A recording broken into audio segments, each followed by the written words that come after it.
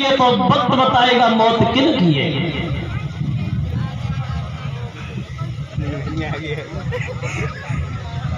बस बढ़िया है दिखाने। ये 50 रुपए आए हैं रिंकू की तरफ से।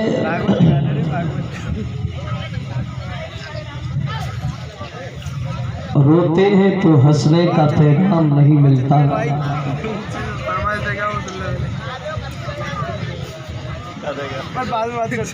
ये पता नहीं किसने गाया है, हमने सुना भी नहीं। ये 100 रुपये आए हमारे करीब मोहित कुमारी गांव खिरिया कला के रहने वाले हैं, उनकी तरफ से आए हैं। लिखा है चप्पल दार मंगाओ। चलो अभी लो, अभी सुना रहा हूँ। और 101 रुपया हमारे पास आए हैं और 100 रुपया हमारे सभी साथियों को मेहनत कर रहे हैं। ये जागीश यादव हमारे सालू साहब हैं, उन जागीश की तरफ से 101 रुपया हमारे करीब और 100 रुपया हमारे सभी साथियों के करीब आए जो लंगला गुलाबी के रहने वाले हैं। कामना करते हैं भगवान समाज में सम्मान दौलत से भंडार भरता रहे। 50 रुपये आए हैं सुबोध की तरफ से। चलो अभी सुना रहे हैं 2 मिनट मात्र को, अभी सुनाऊंगा, अभी इंतजार करो, इंतजार जरूरी होता है, थोड़े इंतजार का। तुम तो कैमरा है वीडियो में करे भाई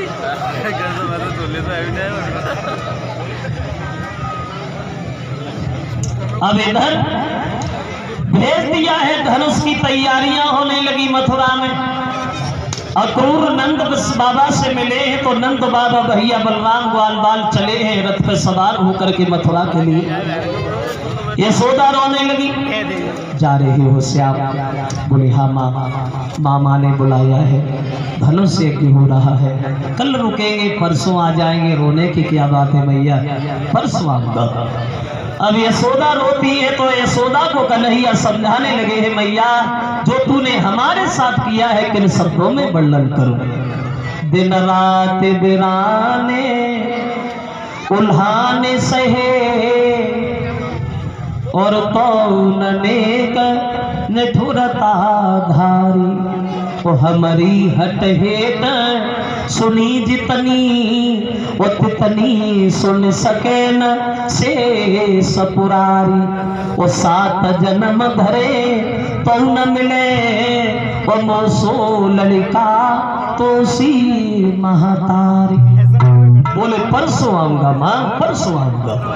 अब यशोदा को समझा के भगवान हट भी नहीं पाए, तब तक गोपियों ने कन्हैया के रथ को घेर लिया।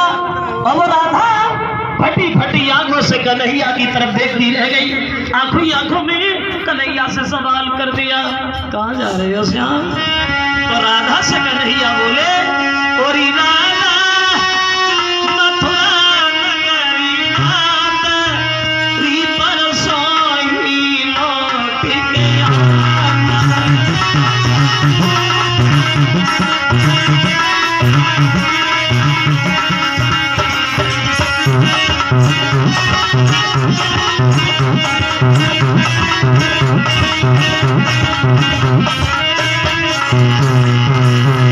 बोले श्याम तुम साची मानो राधा है निश्चित मेरा वायदा।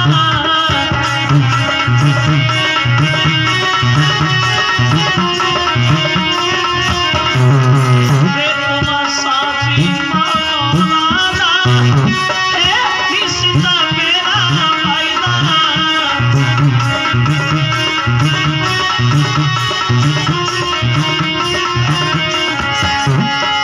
अरे समझा तू पकड़ी की हाथ की बरसोई भी लौट के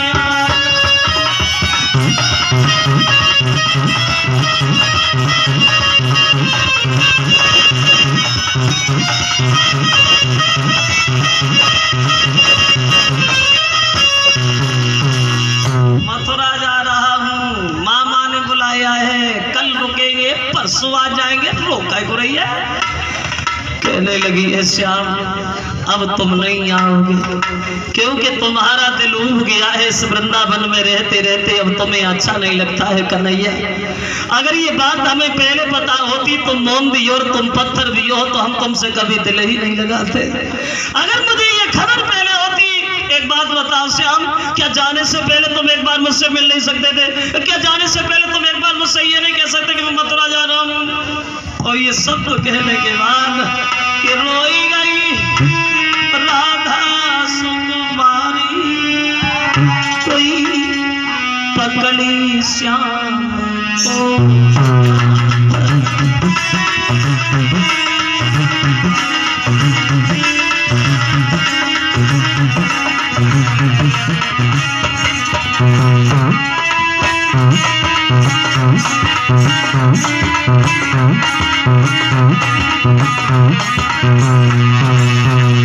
जाते जाते हमें एक सवाल का उत्तर जरूर देते जाओ श्याम। क्या? तो बोली क्या तुम्हें मेरी याद नहीं आई है? तुम मेरी राधा नहीं जी पाई है?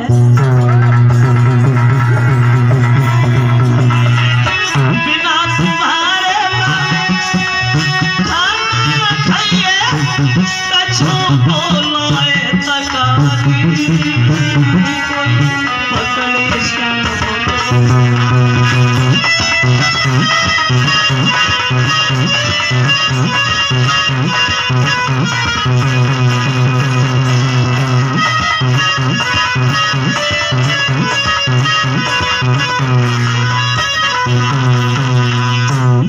अब नहीं आओगे श्याम, क्योंकि अब तुम्हें वृंदावन में अच्छा नहीं लगता है कन्हैया।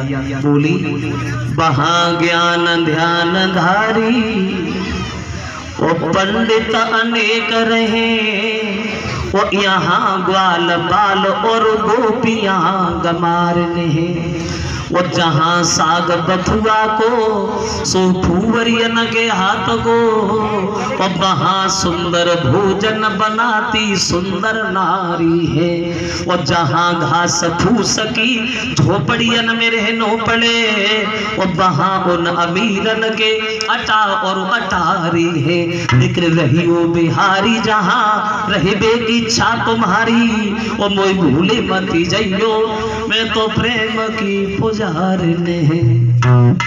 बोले परसों आऊंगा, झूठ बोले गए कन्हैया के परसों आऊंगा। कुछ लोग ये कहते कि कन्हैया ने झूठ बोला तो लाओ हम भी झूठ बोलो, खूब बोलो, दिन में बोलो, रात में बोलो, सो तब बोलो, जगत में बोलो, जब इच्छा हो तब बोलो, लेकिन बोलो 3 जगह झूठ बोलो। 3 जगह झूठ बोलने में कोई पाप नहीं होता। कौन सी 3 जगह? देखो, पहली जगह, अगर तुम्हारे झूठ बोलने से किसी की जान बच रही है, अगर तुम्हारे झूठ बोलने से किसी की जान बच रही है, तो तुम झूठ बोल लो, तुम्हारा कुछ नहीं जा रहा, दूसरे की जान बचे, कोई पाप नहीं। दूसरी जगह, अगर तुम्हारे झूठ कहने से किसी लड़की का भविष्य बन रहा है, किसी लड़की की शादी अच्छे घर में हो रही है, तो तुम झूठ बोल लो, तुम्हारा कुछ नहीं बिगड़ रहा, दूसरे की जिंदगी बने, कोई पाप नहीं। तीसरी जगह, औरतों के बीच में फंसे हो, औरतों के बीच में फंसे हो, जाना बहुत जरूरी है, निकल नहीं पा रही हो, तो तुम झूठ बोल दो, मूड पे हाथ धर जा, तुम्हें किस्म करे खाता, तुम्हारा सवेरे ही मरो, मत आए चले जाओ, कोई पाप नहीं। कन्हैया बोले राधा परसों आऊंगा, जल्दी है, क्या गुजरती है जब एक प्रेमी से जुदा होता है। ये कभी कहता है मैया की ममता कैसी है, भैया सुधा से मिलके पूछो, और क्या प्रेमी की गति होती है, ये राधा के दिल से पूछो। जुदा गुजरती है, जब एक प्रेमी से जुदा होता है। ये कभी कहता है ये प्रेम बुरी बीमारी है, ये प्रेम बुरी बीमारी है, किसी से जब ये लग जाए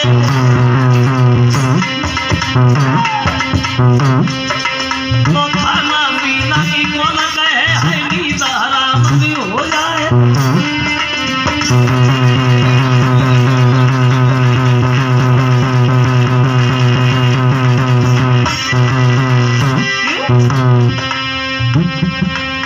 प्रेम मुरी जंजीर वीर तुमनु मती मानो, नाई जाति कछुते सबुरी बीमारी जाए जानो रे हमें दिल धड़के बुद्धि करे न काम कले दो बिन प्रेमी तल फेरे हर खाना पीना होवे दिन में पड़े न चैन रात को नींद। राधा रथ देखती रही, रथ नहीं नजर आया, उड़ती धूल देखती रही, जब धूल दिखाई नहीं पड़ी तो राधा बोली अब रथ पड़ेगा भैया बोलू, अब रथ पड़ेगा भैया बोलू।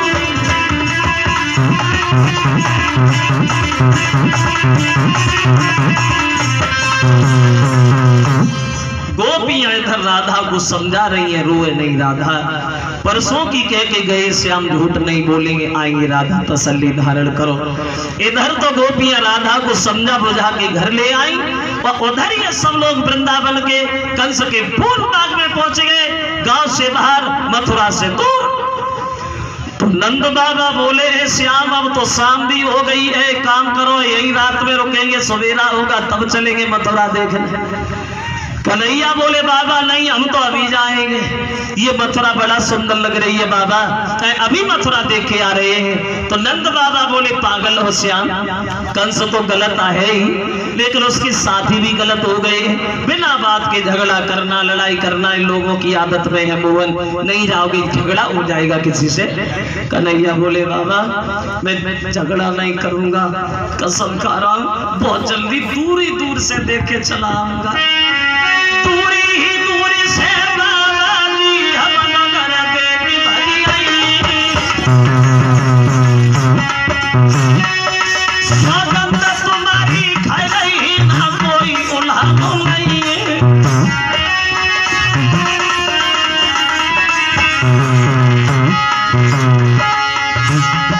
महाराज बात तो माने नहीं गोपाल, पीछे से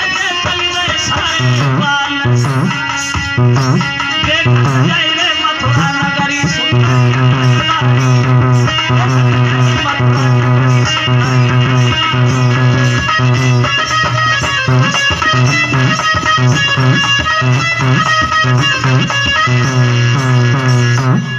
नंद बाबा से अनुमति लेकर के चले हैं श्याम, जा रहे हैं मथुरा देखने के लिए। जिस गली से भगवान जा रहे हैं उसी गली में सामने से कंस का धोबी आ रहा है, शराब के नशा में घूमता हुआ।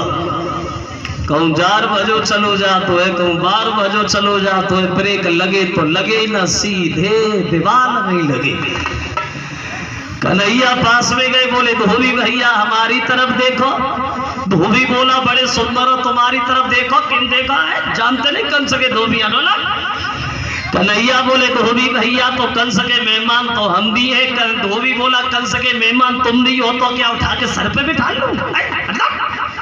कन्हैया बोला धोबी बोला चिल्ला नहीं शाम, ये वृंदावन नहीं है मथुरा है, सब आहिर नहीं है, बुद्धि ठिकाने में आ जाएगी, समझ गए। बिल्कुल नहीं दबा भगवान,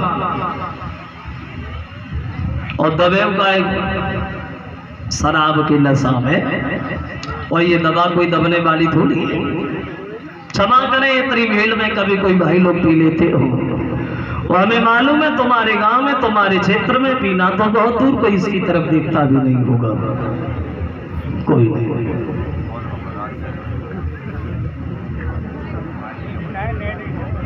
अगर काल से बैठे के उठो ना जा तो वही तुम भाई शराब पिलाए दो 10 मिनट बाद छत पे दे कूद पड़े कोई चिंता ना। हिम्मत की बात धनवान है, हिम्मत की धनवान पी के डर नहीं लगता, और बुज़दिल भी हो इंसान पी डीएम से लड़ता। इसको पीने से ही चेहरे पर रूहानी आए, इसे बूढ़ा भी पिए तो जवानी आए। शराब, वैसे ये शराब एक रतन बताया गया है, रतन। जो समुद्र का मंथन हुआ था उसमें 14 रतन निकले थे, उसमें ये शराब भी निकली थी।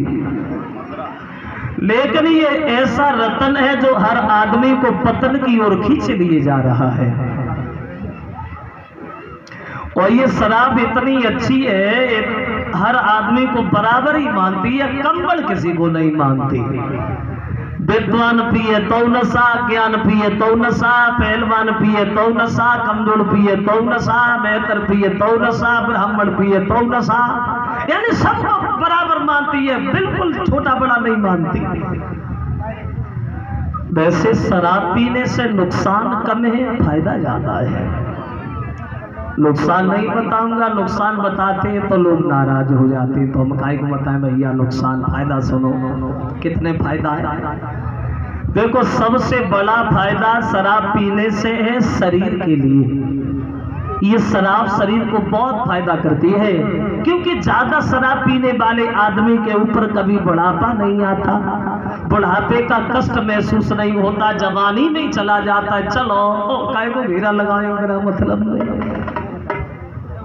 दूसरा फायदा, ज्यादा शराब पीने वाले आदमी के घर में कभी बदमाश नहीं आते, चोरी नहीं होती, डकैती नहीं पड़ती। क्यों? पी पी के घर में का छोड़ता ही ना है, बदमाश खाली बोतलें बटोरना है, क्या करना है। तीसरा फायदा, ज्यादा शराब पीने वाले आदमी को कभी कुत्ता नहीं काटते, कुत्ते काटते नहीं है, कहीं रास्ता में पड़े मिल जाए तो बड़े सम्मान से चाटते हैं, और मौका लग जाए तो पानी भी पिला देते हैं। बहुत फायदा है शराब पीने से। और मैं तो देखता रहता हूँ, भैया रोड पे चलता रहता हूँ। अभी अपनी भागवत से पहले कथा चल रही थी, उधर कानपुर थी, यहाँ तक आ रहा था मैं उस दिन शाम को घर पे रात को, तो देखा कि रोड पे साहिबान लेटे, आराम से लेटे, साइकिल पर बीच रोड पड़ी, टमाटर पर रोड पे घूम रहे हैं, और आलू बोरी में घूम रहे हैं, आराम से परे हमारे पार। भैया, पीने वालों का आलम कुछ अलग होता है।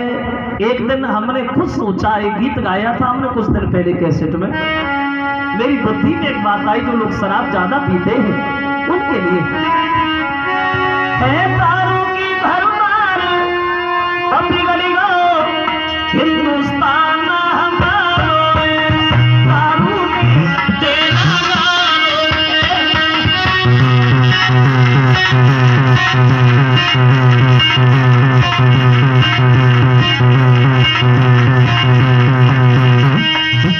तेरा गौर करें, मैंने अपनी आंखों से देखा है, जो लोग ज्यादा शराब पीते हो, कभी तुम भी देखना उनके घर में, घरों में मुन्नी मुन्ना है। क्यों? पेनन को फटो घुटन ना है। और सुनो, बीबी बेटी को फटो पर वो भी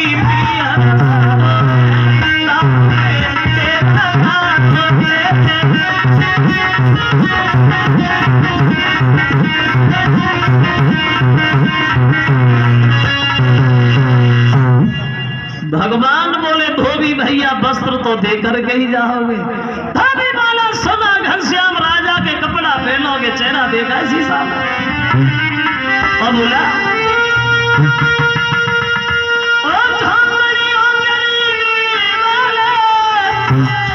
मथुरा में सभी हीरी नहीं, और यह साधन तेरी चल पाएगी, न तमाना पी जाओगी।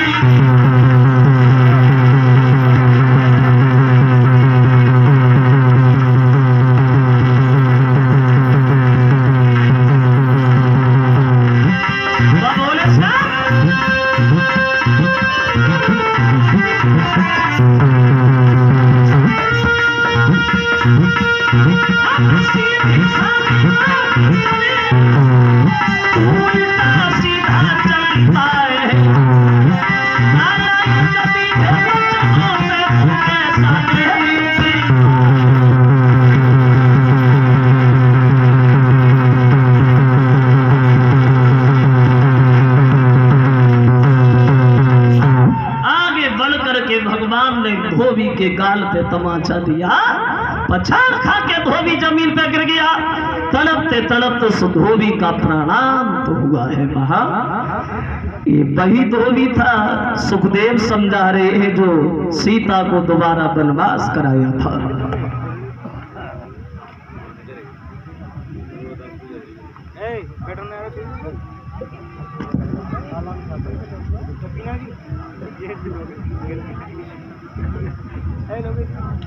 ये 501 रुपया हमारे पास और 50-50 रुपया हमारे साथियों को भेंट कर रहे हैं। श्रीमान रविंद्र यादव ये अकबेरपुर के रहने वाले हैं।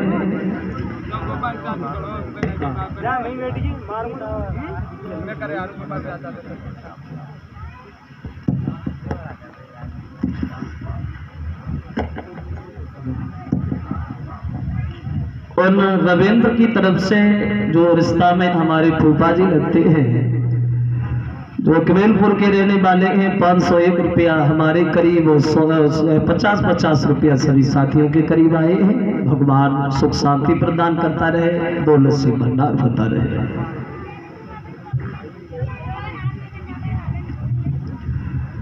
और ये 50 रुपये आए हैं छोटे लाल साहब, ये नगला हरी के रहने वाले हैं। और 50 रुपया भेंट कर रहे हैं अवधेश यादव, अल्लाह लिखा है आल्हा में छाप लगा दीजिए। छोटे लाल और अवधेश यादव 50-50 रुपया भेंट कर रहे हैं। चलो अभी लगा रहा हूँ, अभी दो चीजें हो गई, अभी सुना रहा हूँ।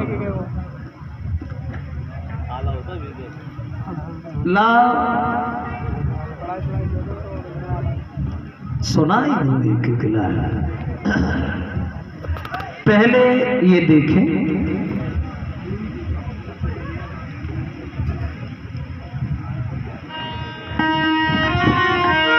आल्हा के बारे में।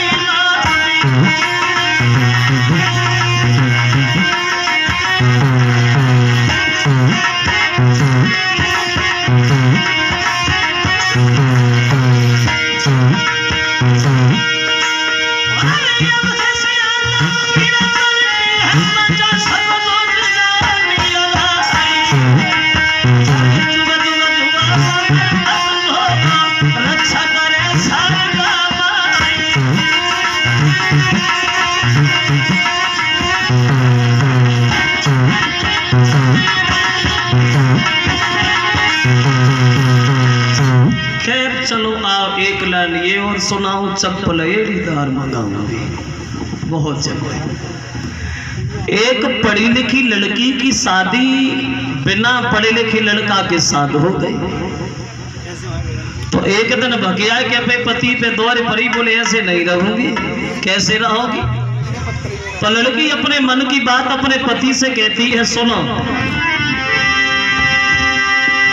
गजी सिलक की साड़ी लाई दे और रेशम की सलवार मंगाई दे, रेशम की सलवार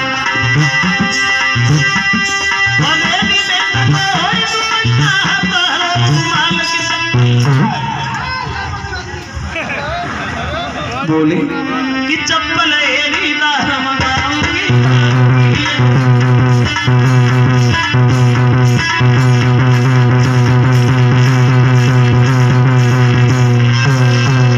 गजी सिलक की साड़ी ला दे, रेशम की सलवार और रेडीमेड गोहे दुपट्टा, हाथ धरो रुमाल, चप्पल कम से कम 4 उंगल तो ऊंचे हुई चाहिए।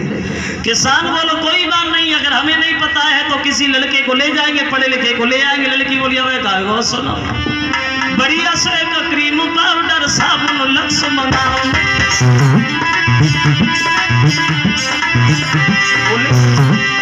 बढ़िया से एक क्रीम पाउडर साबुन लक्स मंगाओ। वहां चली हुई घड़ी तब से नाम का नाम चोटी बोली कि चोटी करी है तकलीफ रामूंगी रामूंगी।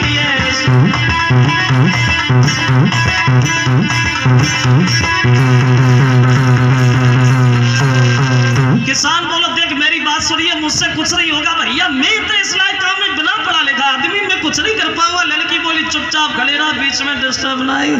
एक बात और सुना, खटिया बेटी हुकुम चलाऊं, बेटी खाना खा।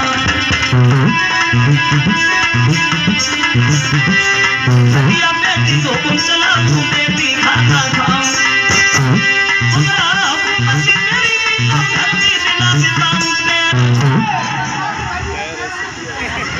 बोली कि पैर सास पे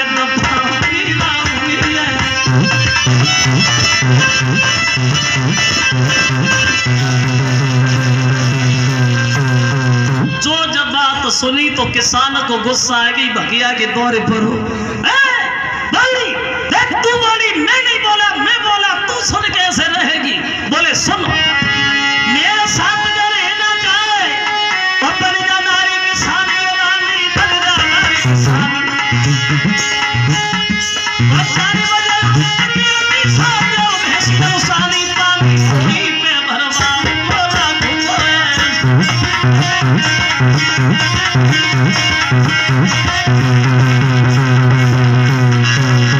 लड़की बोली मैं ये कैसे कर सकती, मैं पढ़ी लिखी हूँ। किसान बोलो चुपचाप खड़ी रह, एक बात और सुनी, 4 बजे उठी होगा मेरा खेत पे हल्ले जाना।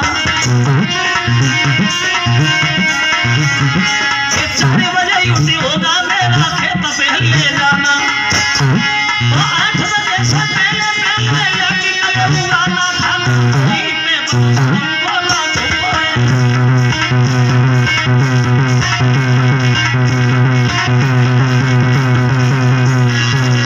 लड़की बोली मेरी बात सुन लो, मुझसे कुछ नहीं होगा। किसान बोलो चुपचाप खड़ी रह, डिस्टर्ब नहीं। अब फर्क इतना ही तो है, तू पढ़ी लिखी है और मैं बिना पढ़े का, तू छरछंदी इंग्लिश लेडी, मैं किसान है। फर्क इतना ही तो है, तू बिना पढ़ी लिखी, वो पढ़ी लिखी, मैं बिना पढ़ा लिखा। तू छरछंदी इंग्लिश लेडी, मैं किसान है। और खद्दर पे अपना हुआ सर में सादा सेला। वो 4 अंगुर वाली तो है नहीं। बोलो कि चप्पल टाई रखी पहना,